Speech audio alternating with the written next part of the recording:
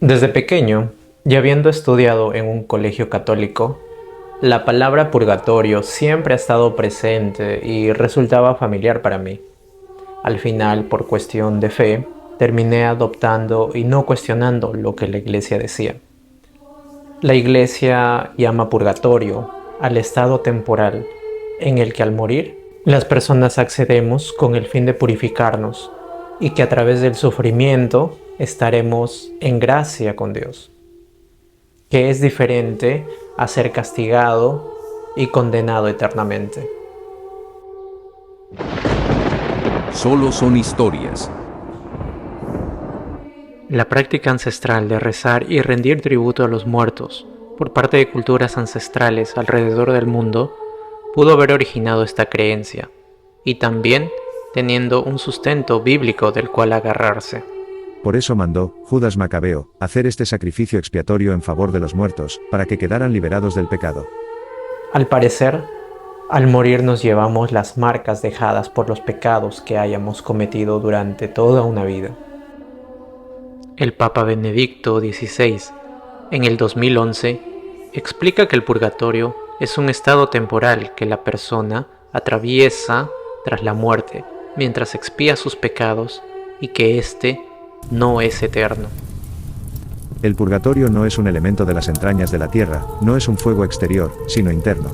Es el fuego que purifica las almas en el camino de la plena unión con Dios. Lo curioso es que la palabra purgatorio no es mencionada nunca en la Biblia, literalmente, pero como concepto quizás se pueda hacer alguna inferencia de algún pasaje.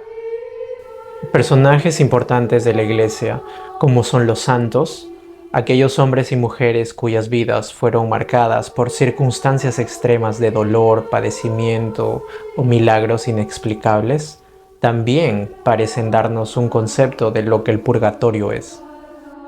Santa Catalina de Génova afirma que Dios es tan puro y santo que el alma con las manchas del pecado no puede encontrarse en presencia de la divina majestad. Para ella, al purgatorio van almas carentes de culpa, pero cuyos pecados aún dejaron huellas en ellas. No podemos llegar a Dios con ninguna mancha, nos dice, y es el fuego del amor de Dios el que limpia todo en el alma manchada de pecado. Si Santa Catalina fue capaz de definir el purgatorio desde su mortal punto de vista, ¿habrá dejado alguna enseñanza Jesús, que es el propio Hijo de Dios? En Mateo capítulo 5, versículos 25 al 26. Ponte enseguida a buenas con tu adversario mientras vas con él por el camino, no sea que tu adversario te entregue al juez y el juez al guardia, y te metan a la cárcel. Yo te aseguro, no saldrás de allí hasta que hayas pagado hasta el último céntimo. Puede tomarse como una metáfora y de forma muy flexible querer tomar ese pasaje como una referencia a ese purgatorio de la que habla la Iglesia. Y nuevamente, la Biblia no deja escrito como tal su existencia. Ahora veamos qué menciona Pablo de Tarso, o más conocido como San Pablo. En su primera carta a los Corintios habla sobre el juicio personal de los que tienen fe en Jesucristo y su doctrina. Porque nadie puede poner otro fundamento que el que está puesto, el cual es Jesucristo. Y si sobre este fundamento alguno edificare oro, plata, piedras preciosas, madera, heno, hojarasca, la obra de cada uno se hará manifiesta, porque el día la declarará, pues por el fuego será revelada, y la obra de cada uno cual sea, el fuego la probará.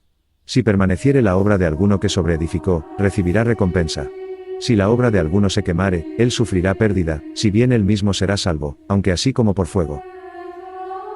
En un contexto más terrenal, la primera mención documentada del purgatorio aparece en el Tractatus de Purgatorio Sancti Patrici, un texto en latín escrito por el monje inglés Henry de Saltrey en el año 1180.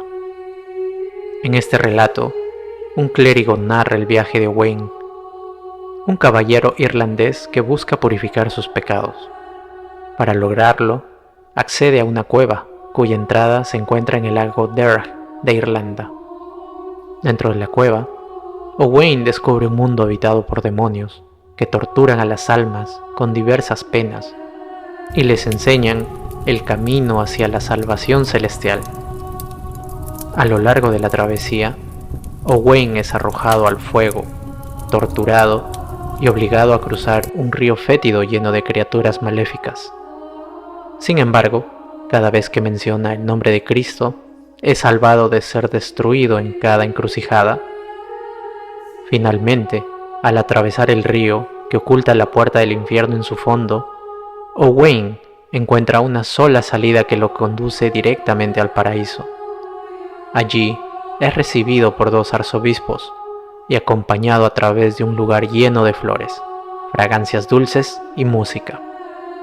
Le explican que se encuentra en un lugar donde las almas descansan después de ser purificadas en el purgatorio, como paso previo a entrar en el cielo. Y bajando incluso más, en un plano más socioeconómico, por llamarlo así, la noción de un lugar que sirviera como antesala al paraíso, donde los cristianos pudieran expiar sus pecados después de la muerte, encajaba perfectamente con las nuevas demandas económicas impuestas por el capitalismo, especialmente con su actividad principal, el préstamo con intereses, es decir, la usura. En el Antiguo Testamento, propiamente en el libro del Éxodo, se lee: Si le prestas dinero a alguna persona pobre de mi pueblo que viva contigo, no te portes con ella como un prestamista, ni le cobres intereses. En Levítico, capítulo 25, versículos del 35 al 37, leemos: Si alguno de tus compatriotas queda en la ruina y recurre a ti, debes ayudarlo como a un extranjero de paso, y lo acomodarás en tu casa. No le quites nada ni le cargues intereses sobre los préstamos que le hagas, al contrario, muestra temor por tu Dios y acomoda a tu compatriota en tu casa. No le cargues interés al dinero que le prestes, ni aumentes el precio de los alimentos que le des.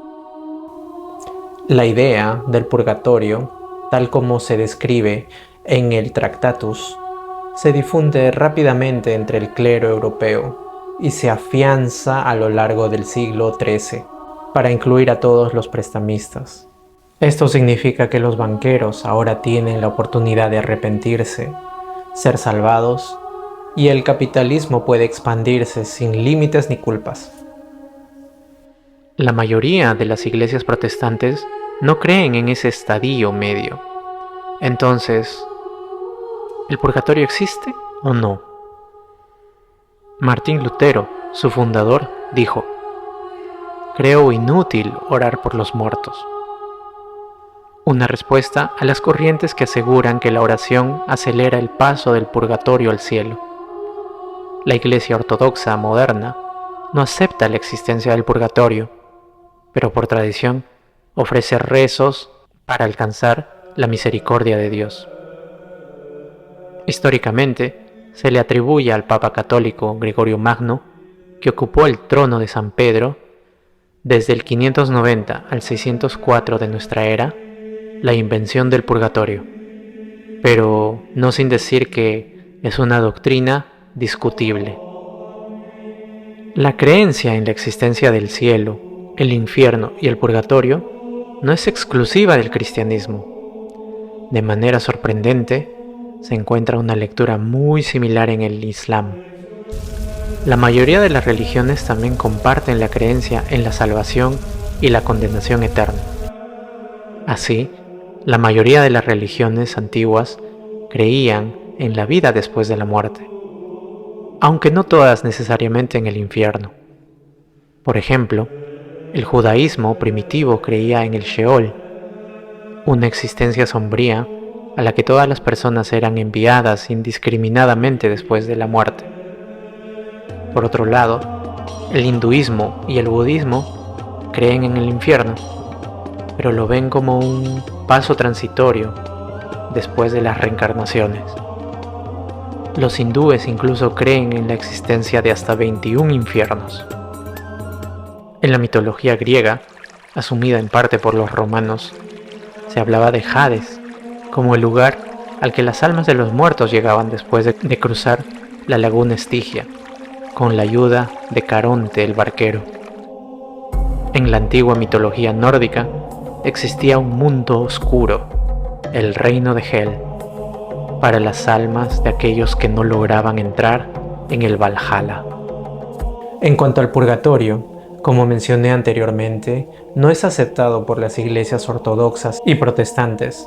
De hecho, la reforma luterana se inició en parte como respuesta a la venta de indulgencias para las almas en el purgatorio. En el Islam, el concepto de purgatorio es similar al católico. Los zoroastrianos también creen en la existencia de un Amistagán, donde las almas que tienen un equilibrio entre buenas y malas acciones tienen una chance de ir al cielo. Muchas gracias por ver este nuevo episodio. Comenta, dale like y por favor compártelo. También me puedes seguir en mis redes sociales. Te dejo el enlace al final. Y recuerda que estas solo son historias.